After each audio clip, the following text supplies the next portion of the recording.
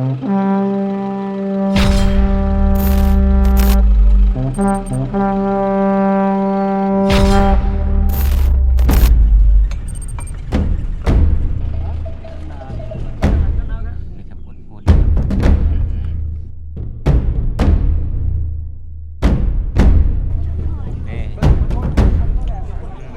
สดีครับตอนนี้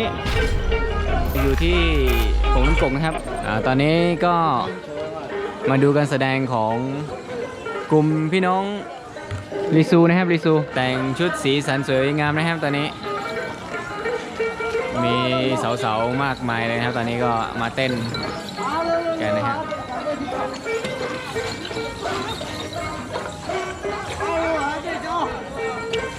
ดูนะครับลักษณะนะครับตอนนี้อากาศร้อนนะครับก็เลยเข้ามา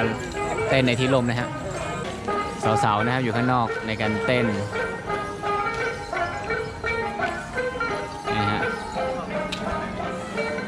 ชุดสีสันสวยงามนะครับในการเต้นเป็นแบบวงกลมๆนะครับตอนนี้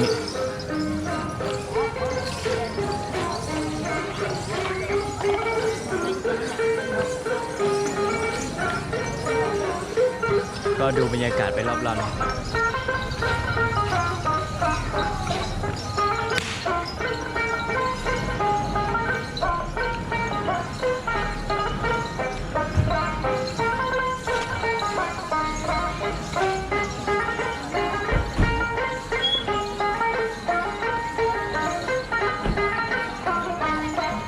ดูท่าเต้นนะฮะอาจจะยากหน่อยนะวิธีการเต้นนะ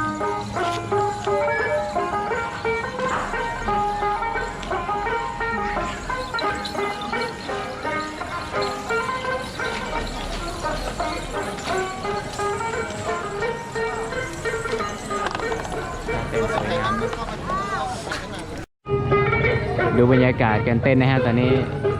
ถ้าเต้นแต่ละคนสวยมากนี่ก็จะเป็นชุดบรรเลงนะฮะตอนนี้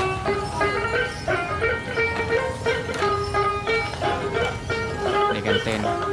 รู้สึกเต้นกันแบบพร้อมเพรียงมากนะครับ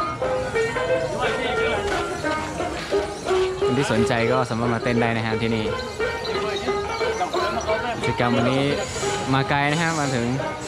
ประเทศพม่านะครับ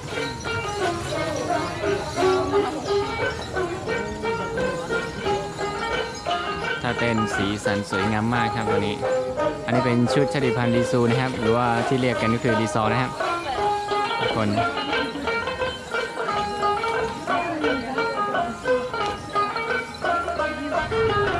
มาดูสาวๆท่านนี้นะครับแต่ถ่ายเสาดีกว่านะฮะตอนนี้คนไหนน่ารักเดี๋ยวจะถ่ายมาให้ดูนะฮะ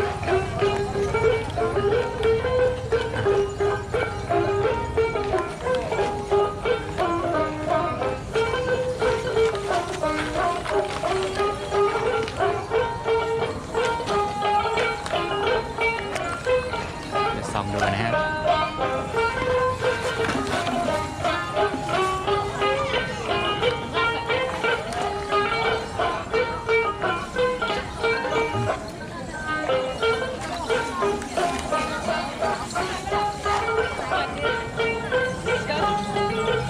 รู้สึกวงเริ่มขยายไปเรื่อยๆนะครับ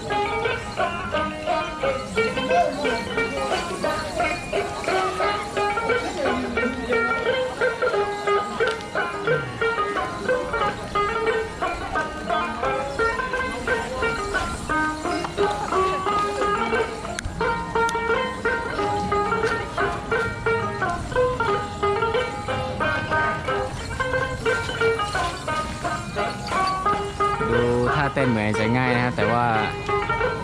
ไม่ได้ง่ายเลยนะครับการซอยเท้ากันอะไรเนี่ยมันรู้สึกว่าทำไมตามจังหวะเราผิดได้เลยนะครับเนี่ย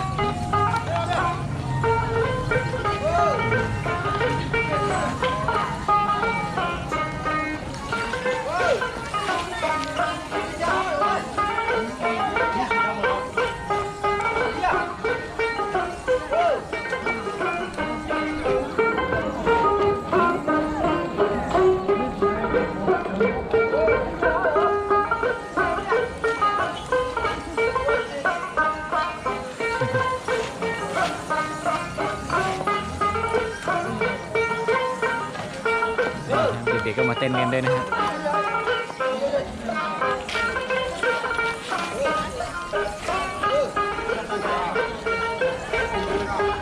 เราจะลองไปถ่ายหน้าใกล้ๆให้ดูนะครับว่า แต่ละคนมีหน้าตาเป็นแบบไหนฮะ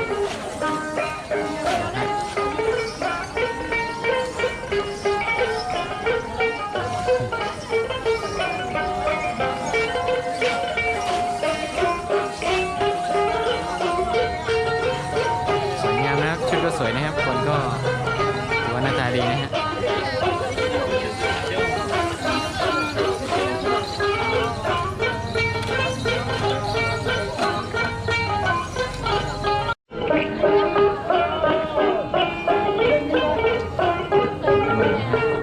สากันดีสุดยอดมากนะครับสากันดีไม่ง่ายเลยนะครับดูท่าเต้นเลยนะครับ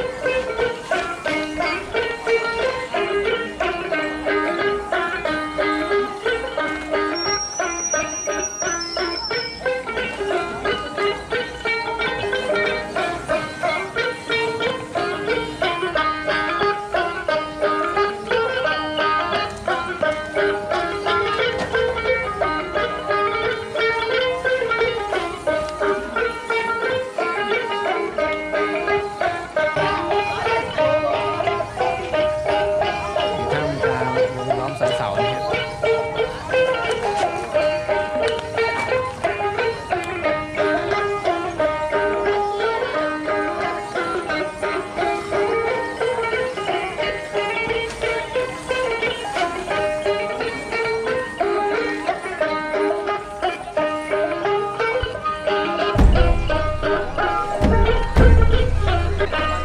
โอเคครับไว้โอกาสหน้าเดี๋ยวจะมาถ่ายของชนิดพันธุ์อื่นๆให้ดูนะครับขอบคุณทุกคนที่ติดตามดูนะครับ